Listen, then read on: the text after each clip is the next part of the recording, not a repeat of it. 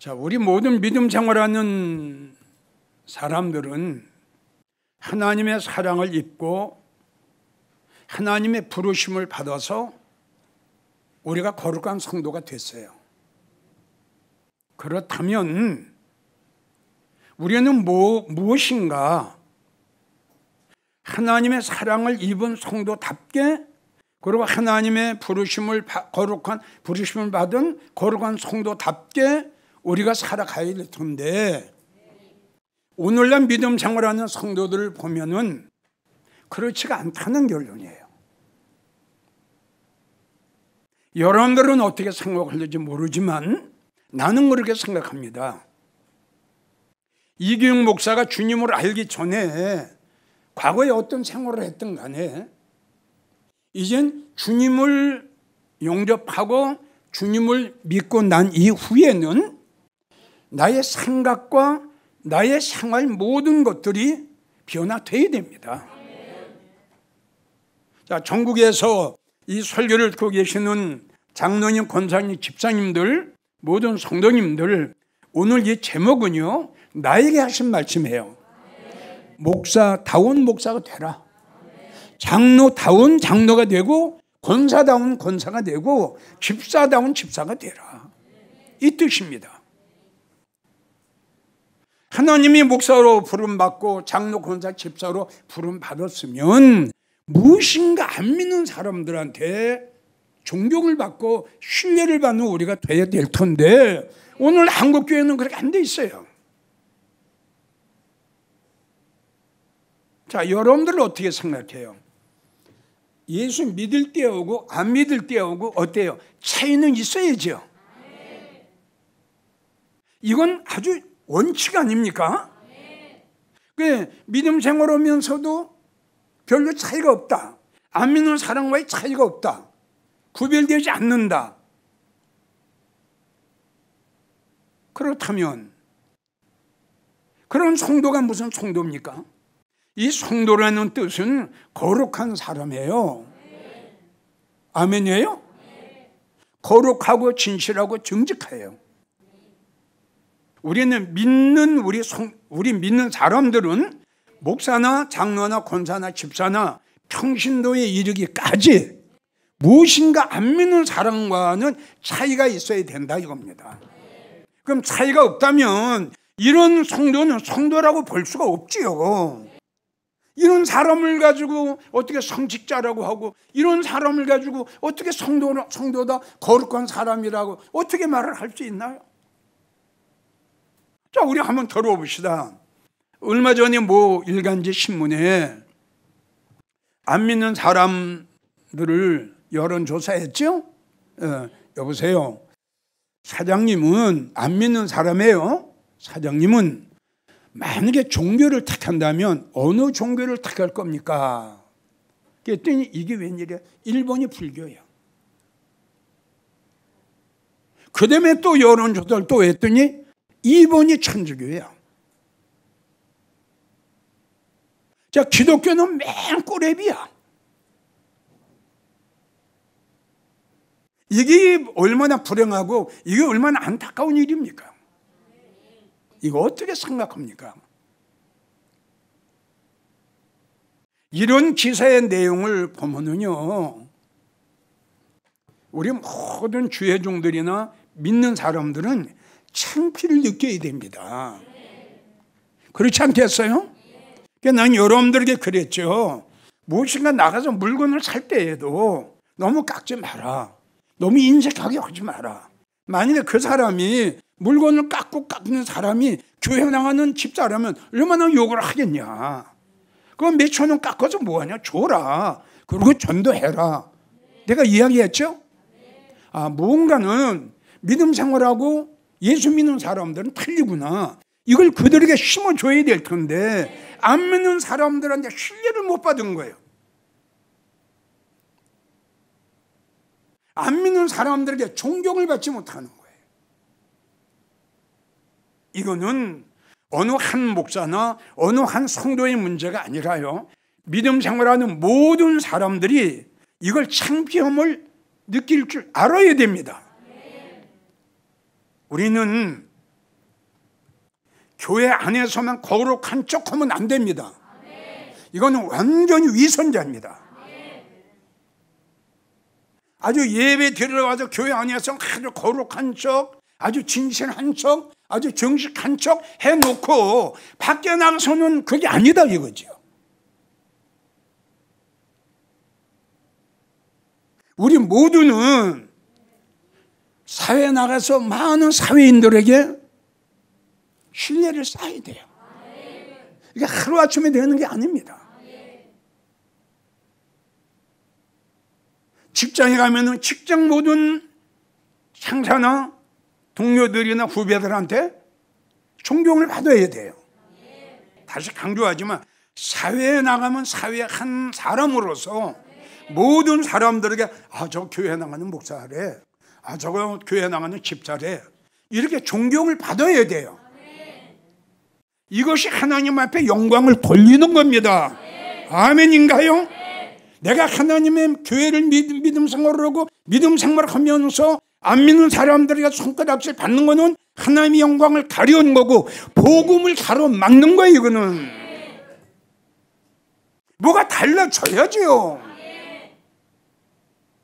자, 우리가 성도다운 성도가 되려면 제일 첫째, 전국에서 이 설교를 들으시는 성도님들 다시 이 설교회를 잘 들어야 돼요. 특별히 장로님, 권사님, 믿음 생활을 오래 했던 분들 교만하지 말고, 믿음 생활을 오래 했다고 자랑하지 말고, 에베소 4장 22절을 보면 너는 90을 쫓는 옛사람을 벗어버리라 그랬어요. 이걸 옛사람, 즉 내가 주님을 알기 전 옛날의 나, 주님을 알기 전 옛날의 나, 믿음 생활을 하기 전 나. 주님은 이제 네가 과거에 이렇게 했던, 네가 이제는 나를 영접하고 믿음 생활을 했으니 이제 그걸 버리라는 거예요. 옛날의 근성, 그 까다로운 근성, 까다로운 성격, 급한 마음, 혈기 많은 거, 분노, 거짓말, 남을 속이는 거, 위선자, 가식, 가면, 이걸 하나님은 버리려는 거예요. 그래야 네 심령이 사로워지고 너는 새 사람이 될 수 있다 그랬어요. 그냥 믿을 때는 안 믿을 때 똑같아요. 변화가 없어요. 달라진 게 없어요.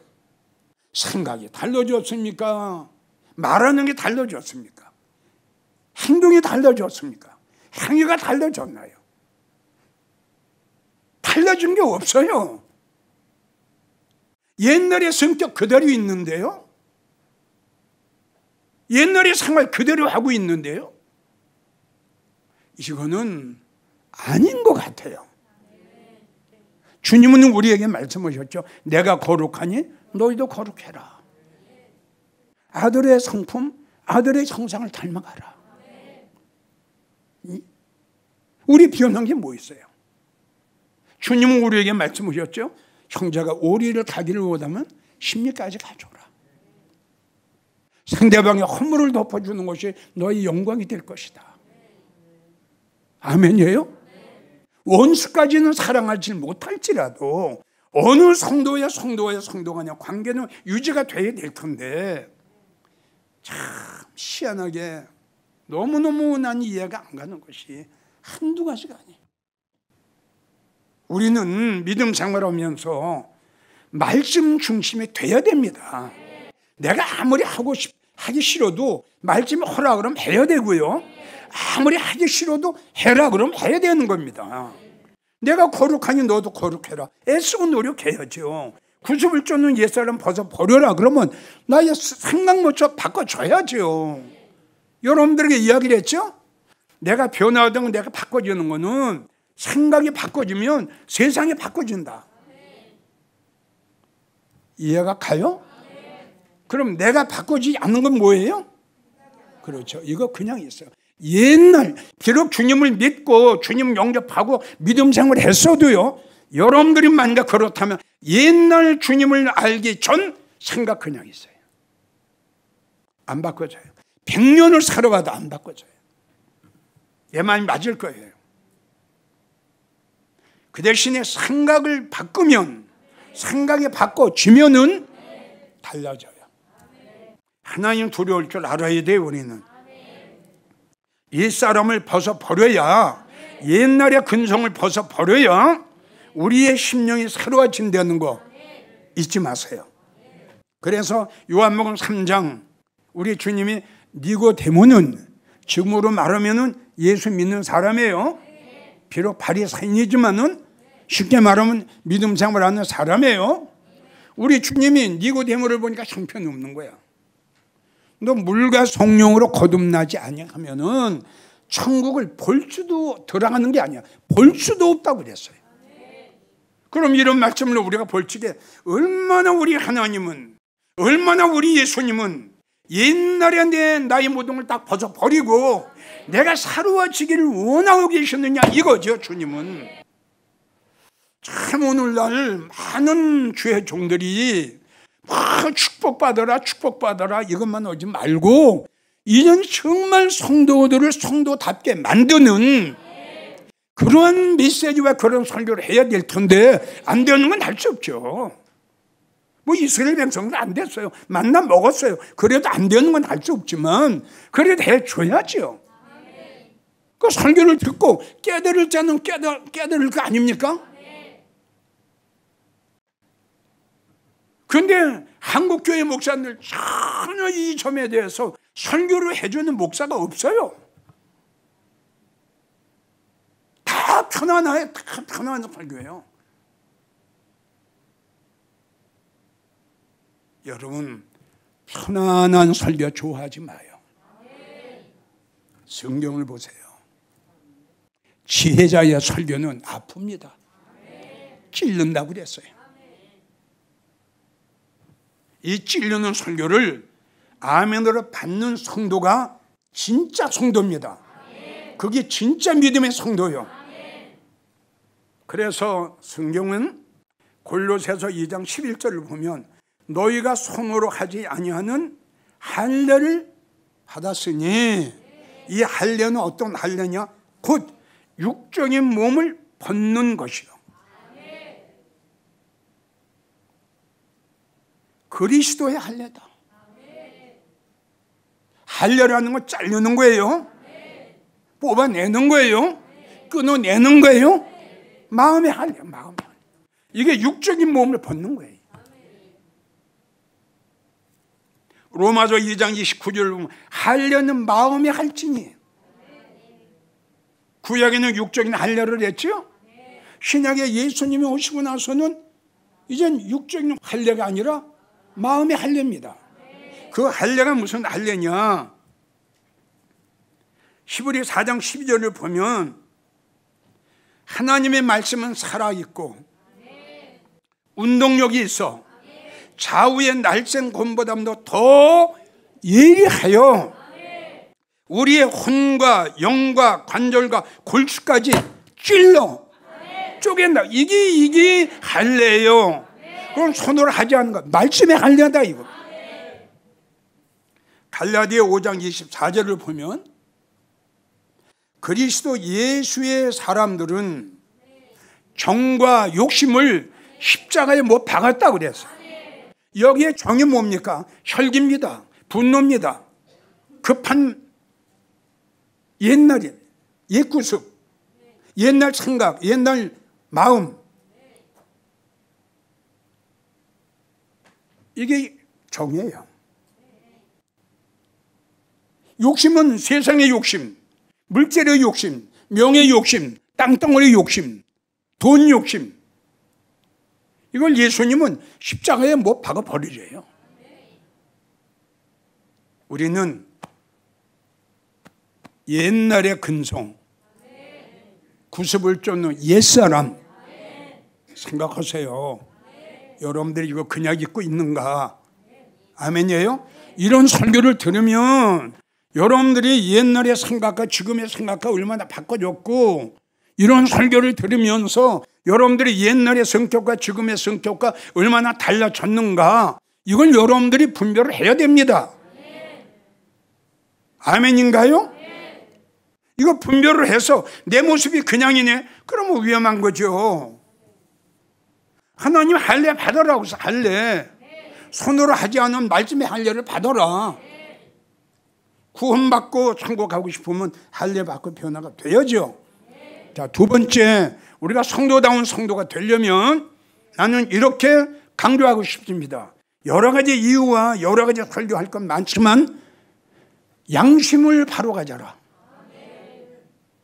어때요? 어때요?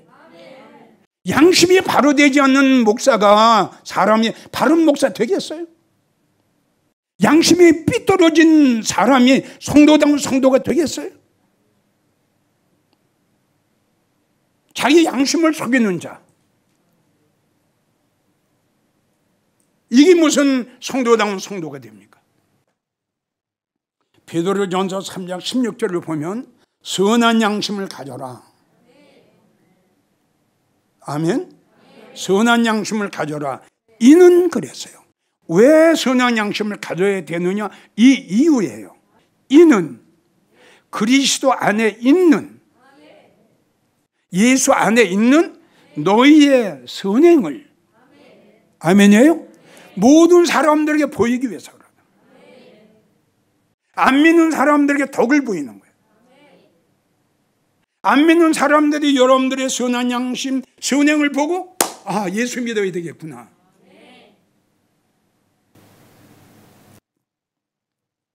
양심이 바로 되지 않는 사람, 양심이 아주 더러운 사람, 자기 양심을 속이는 사람, 양심을 속이면서도 깨닫지 못하는 사람, 깨닫지 못하기 때문에 회개하지 못하는 사람, 성경엔 패망한다. 호세아 4장 14절.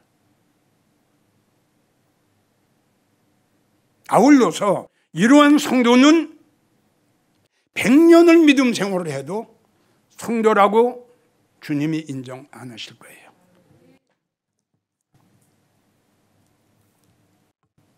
나는 이 설교를 듣는 모든 분들에게 이렇게 말하고 싶어요.